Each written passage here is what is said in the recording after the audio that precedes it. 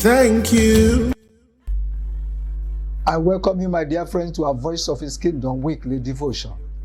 Today we shall be looking at the text, Exodus chapter 32. And our core verses are verses 19 and 20. Let's read them together. When Moses approached the camp and saw the calf and the dancing, his anger burned, and he threw the tablets out of his hands, breaking them to pieces at the foot of the mountain. And he took the calf they had made and burnt it in the fire. Then he ground it to powder, scattered it on the water, and made the Israelites drink it. Let's look at the background of our text.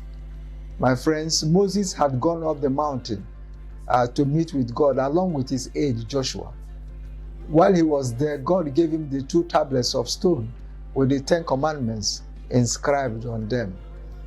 But while he was still there, the people of Israel, along with Aaron, the priest, who was left in charge of the people, carved an image which they claimed is the God that brought them out of Egypt. Moses was furious at the sight of the idol of calf which they had made, and in his fury broke the tablets of stone containing God's holy laws. He also destroyed the image of calf, ground it to powder, and mixed it in the water. In his disdain, he forced the idol worshippers to drink the solution.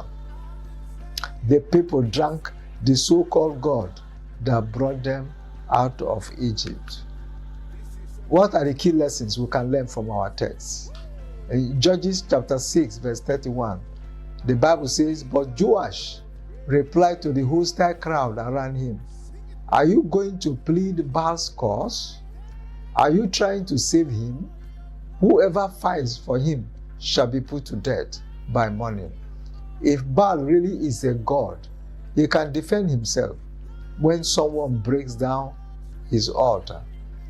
So this so-called God of bronze and iron the Israelites worshipped for a short moment and attributed their redemption from slavery in Egypt couldn't fight for himself or resist destruction. Idols, my friends, cannot compare with our great and mighty God who fights for us and protects us from our enemies. The God who was so powerless to resist being burnt and ground to powder is the God that Israel had worshipped for a moment. Isaiah chapter 40 verse 28, he says, "Do you not know? Have you not heard? The Lord is the everlasting God, the creator of the ends of the earth. He will not grow tired or weary, and his understanding no one can fathom." This is about the true and the living God that we worship today. What kind of application can we make from our lessons? Now, Moses was righteously indignant and filled with holy anger at what the Israelites did, the worship of a lifeless idol. 2 Corinthians chapter 6 verse 14, he says, "Do not be yoked together with unbelievers.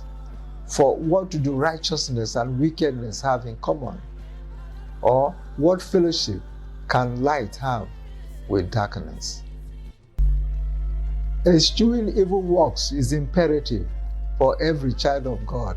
We can see the model that Moses set for us. We must therefore speak up against sin and evil, so righteousness and truth can be enthroned in our communities, in our nation, and in fact in the whole world. God bless you, and thank you for listening.